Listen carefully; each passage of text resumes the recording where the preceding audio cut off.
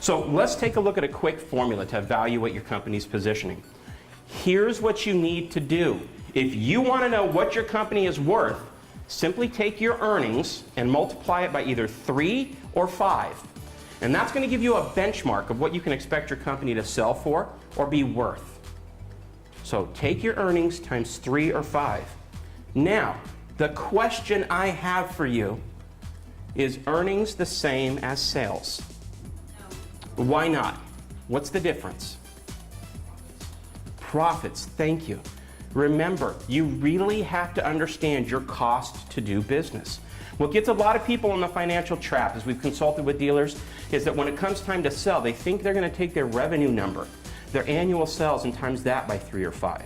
Look, the bottom line, just because you're selling stuff, just because you're selling $1 million a year doesn't mean it's worth 3. We have to make the business the most profitable it can be. Without understanding our full expense control, our full departmental costs, without being compartmentalized to know which department is making the greatest revenue, we're never going to have a really good evaluation of what our company's worth. So we have to keep that in mind. Remember, just because your comfort advisors are out there selling jobs at $7, $12, $15, $20,000, that doesn't mean you're making that 25% gross margin that you're expected to or you're entitled to. So we really have to understand our financials.